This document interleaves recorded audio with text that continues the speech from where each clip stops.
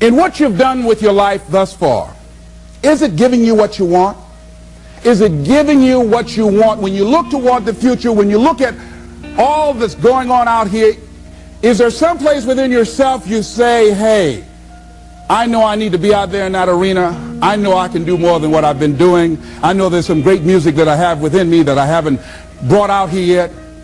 Is that something that you begin to look at within yourself? See, I say if you look at your life, and if you're not getting what you want, you owe it to yourself to do something differently. If you're on a job, 85% they say of Americans go to jobs that they're unhappy. If you're doing something 8 hours a day that you don't like, it's not giving you what you want, it's not giving you a strong feeling of satisfaction and fulfillment, you're miserable, you hate to go there, you're depressed just thinking about it, you sing the "Thank God It's Friday" song every week. If that's what it is, you owe it to yourself to start strategically working to change directions. See, but you know what most people will do? Most people will resist change. Most people will fight change as if change would be worse than what they're experiencing. See, they know this. They're familiar with this. Most people will not challenge the unknown. They won't just step out there. See, there's certain things that's got to be in place. They got to see it all together. And life isn't like that. That's not how you grow. So as you look at your life, you're saying, I'm not getting what I want. As you begin to look toward the future, begin to know that whatever it takes for you to create that, you've got that in you. You've got that. You've got genius in you. You've got goodness in you.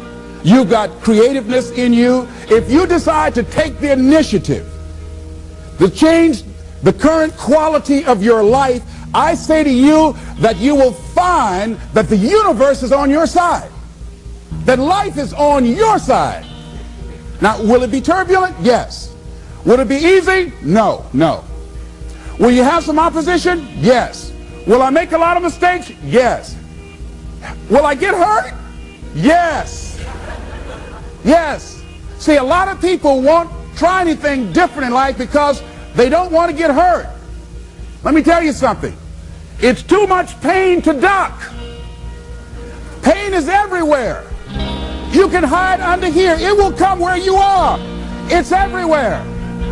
Viktor Frankl calls it unavoidable suffering. You can't duck it. But most people spend their life not wanting to deal with the pain of rejection, the pain of defeat, the pain of being disappointed, the pain of losing, the pain of failure, the pain of being criticized, the pain of not being liked, the pain. That's called life. Life is full of pain. It's everywhere. But guess what? There's no gain without pain. Because it's the pain of regret that you experience.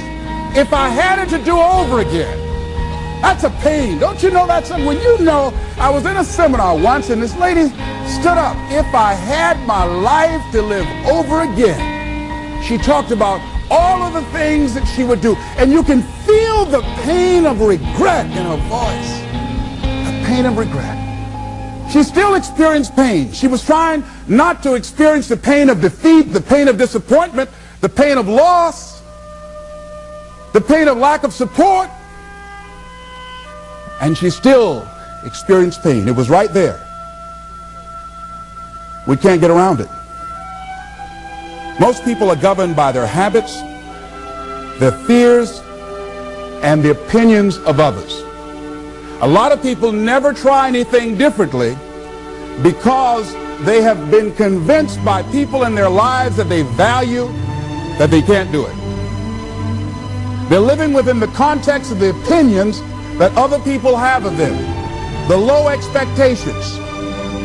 Many people doubt themselves because when they thought about doing something at some critical point in their lives, somebody they respected and honored, somebody they believed in, somebody that they loved, someone they trusted said, you can't do that. And they accepted that.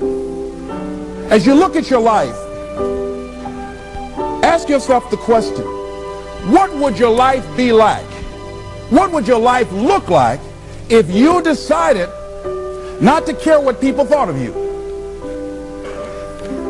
What would your life be like if you decided to give up some of your fears? What would your life be like if you decided to become courageous? What would your life be like? If you decided to act on your dream, if you did what you felt in your heart. You know what courageous means? Tom Ruskin and Randy Reed said. They said that courage comes from a French word which means of the heart.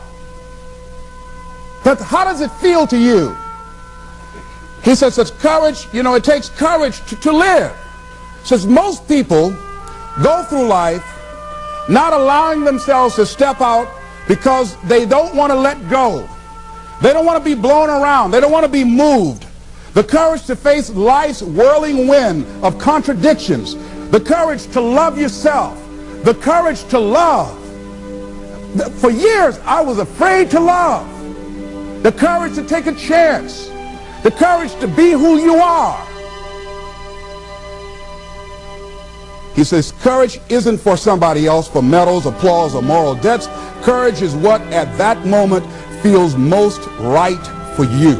Not just situational ethics, but what feels right in your heart. The word of the heart. What feels right in your heart. One great philosopher says, cowards die many times before their deaths. The valiant never taste of death but once. What does that mean? That valiant people aren't afraid? No, no, no. It means that they experience that fear and they move forward. They move forward anyhow. Many people are dead now. Many people are allowing their dreams to die. Many people are allowing the ideas to lie dormant and collect dust. Many people have all this talent and ability that they are allowing to be buried inside of them, that they will take with them to their graves because they didn't have the courage to be who they are. And I say, as you begin to look toward the future and manifesting your greatness, it's going to take everything in you, that your life deserves the concentrated effort to begin to look at how is it that I can express more of me? How is it that I can bring my ideas out here now? How is it? And start living with a sense of urgency, because you're here today, you're gone today. Life is unpredictable. It's uncertain. There are no guarantees. No guarantees out here at all. So holding back, what are you waiting on? Ask yourself, what's the benefit of your waiting? What's the benefit of your not living your dream? What's the benefit of not listening to yourself? Oh, please, listen to yourself. You know the feelings. If you start listening to the feelings in your heart, and I'm doing it now more every day, I find that my feelings, I can trust them. And I say to you that as you look toward the future, you look at life on a daily basis, if there's something that you have been given, if you've heard something within yourself that you know that what you're doing now doesn't fit for you, it doesn't work for you, it's not giving you what you want, and there's something else that you want to do, don't allow that inner doubt in you to talk you out of it, to build a case on why you can't have it, to tell you why you're not good enough. You ignore that inner voice and all of the external voices. Don't judge the possibilities for what you can do based upon the circumstances, because the circumstances won't determine who you are. Don't determine what you're able to do based upon your resources. Don't determine what's possible for you based upon where your life is right now. Where your life is right now is not you. That's just what it is right now. But the possibilities for you are unlimited. If you're in a rebuilding process, it's unlimited. If you're coming back from adversity and devastation, it's unlimited of what you can do. That's the capacity of human beings. It doesn't matter how many mistakes you've made. It doesn't matter how many flops you've had. It doesn't matter how much money you've lost. In fact, I see it only as an investment of what you learn from life. Not losses, but investments of what's possible for you. And I say to you that once you start listening to yourself, and as you begin to act on your dream, as you start just trying to find your way, doing what you can with what you have, you will start seeing things opening up for you. You'll start attracting people. You say, where'd they come from? things will start coming together, clicking for you. You say, whoa, you start brainstorming. Ideas will come out of nowhere as you focus on it. The key to it is to begin to focus on what it is you want to do. Why, Les? Why is that important? Because as you focus on that which you want to do, that which we focus on, that which we give our energy to, it will begin to multiply. It will begin to expand. It will begin to develop your consciousness. And out of that comes your greatness. Out of that comes a commitment. Out of that comes a passion for life. Out of that comes a special power that you have in you that you haven't even called on yet. See, the powers that we have will never reveal themselves if we don't challenge them, if we don't put ourselves in a position where we have to use them. So one of the most important things, I was reading a book that's a really interesting book called Instant Millionaire, and the guy said, put yourself in a position where you can't retreat, where it's do or die, sink or swim. Here's what you'll find out. You'll develop incredible swimming skills. You'll find yourself stroking unlike you've ever seen before. Through the inspiration of desperation, you'll become more creative than ever before. So what is it? How do we handle that whole piece? Throw your whole self into it. See, most people go at it tentatively. They don't give all their stuff. They don't concentrate. They don't put everything they've got in them. One guy wrote a book called All You Can Do Is All You Can Do. And all you can do is enough. But he said, make sure you do all you can do. And if we're honest this evening, we know that we haven't done all we can do. So as we look at the future, we can decide that from this day forward, as I look at my personal relationships, if I look at my professional relationships, if I look at my family relationships, if I look at all the dimensions of my life, looking at myself mentally, emotionally, and spiritually, I'm going to do all I can do to develop me, to bring my talent out here, to make a contribution to life.